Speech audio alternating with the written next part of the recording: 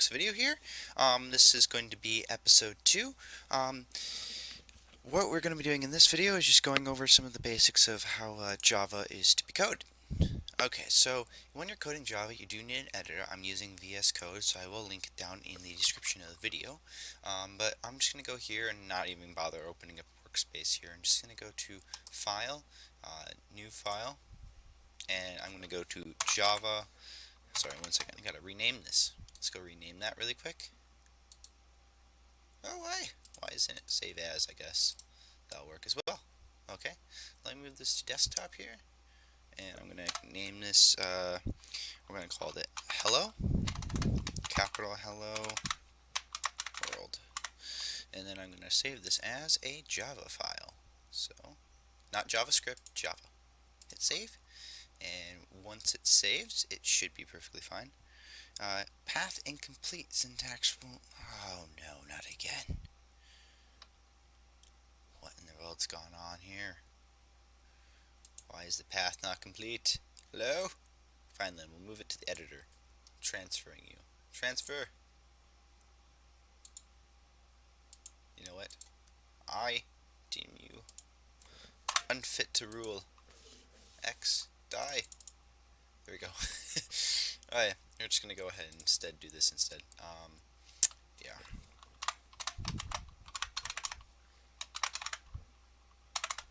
Not Java. There we go. Hit enter. There we go. So this time, you won't have all the problems we had. So first things you need to do is we're gonna be importing some stuff. So just type import, and then for this particular exercise, we'll be using Java. Dot until and but Java dot until dot scanner. That should be correct, hopefully.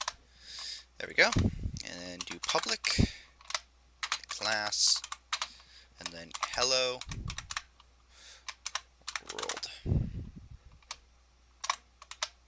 Now make sure that the name that you have your Java file as is the same as your class, because this is technically a class. It will convert this Java file using a Java virtual machine into a class, and that's automatically done for you when you compile. Converts it into whatever your operating system runs on. Alright, so, didn't capitalize the W here. That won't run.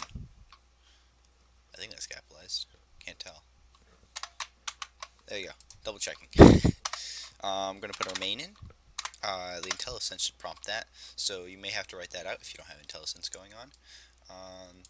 I'll do a video on how to set up your VS Code, get all the actual things to import later.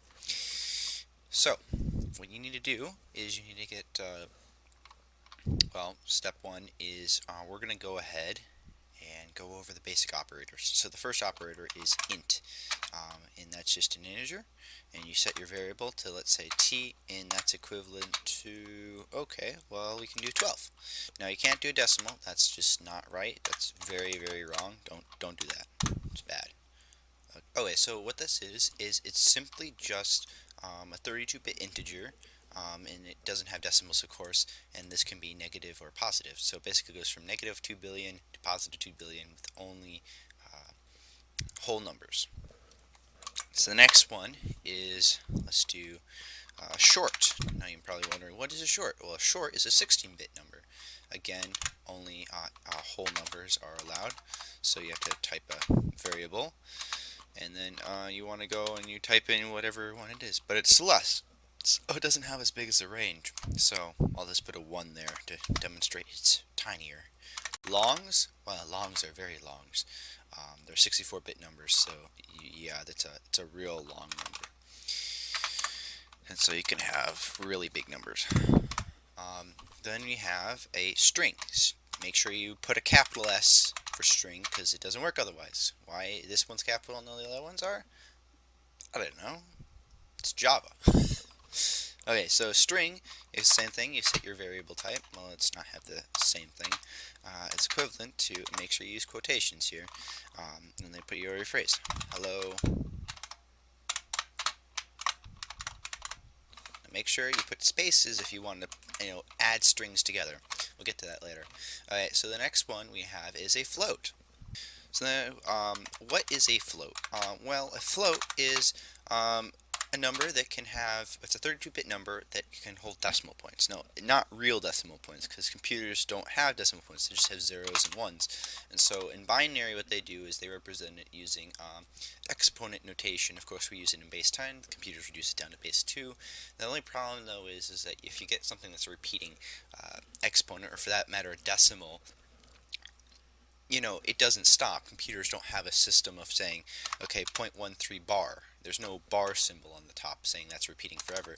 So that's 1/3. But you can't get too accurate with this. So what a float is a float is a 32-bit version of something that has a decimal in it. Now what a double is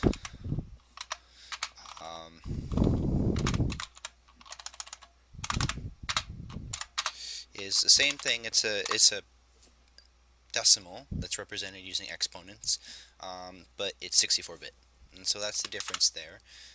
Let's make sure these aren't the same variable, because that'd be bad. You don't want these to be different variables. We'll get to naming conventions later. Oh, make sure to always put your semicolons in. Urgh, don't forget those. Those are bad. Always remember your semicolons. And we do have one more, which is a character. And characters are literally, when you're doing them, make sure you you use apostrophes. Okay, put your semicolon, and you can put A, or you can put capital A. And unfortunately, there's Unicode, but when this was created in 1995, not all of Unicode was actually finished, so you can't put all your characters in, which is unfortunate. So you can't get all the vast inventory of characters. I'll put on the screen how many actual characters it supports, but if you speak English, you'll be fine. And of course, it's got other things that aren't just like, you can put smiley faces on there if you know the right code for it. Now, that being said, we'll just represent that with the letters T.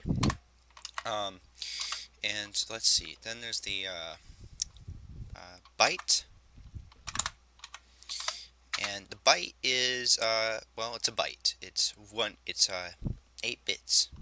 So that's a byte.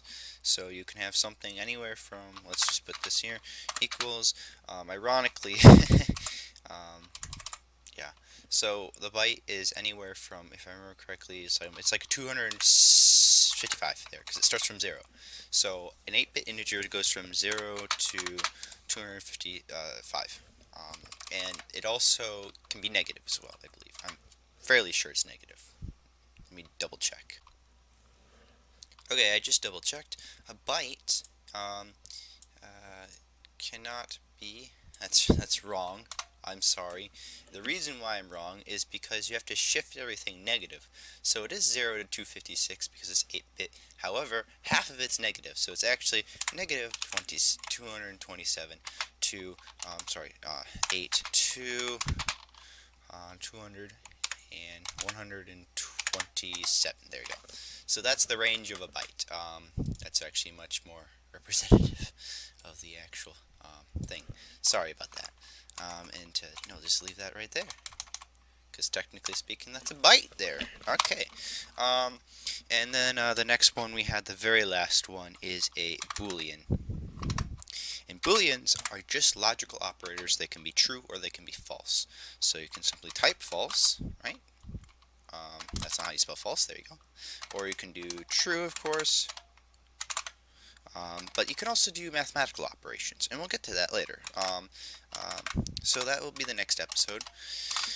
Leave that there for now. So those are all the logical operators. I'll see you in the next episode.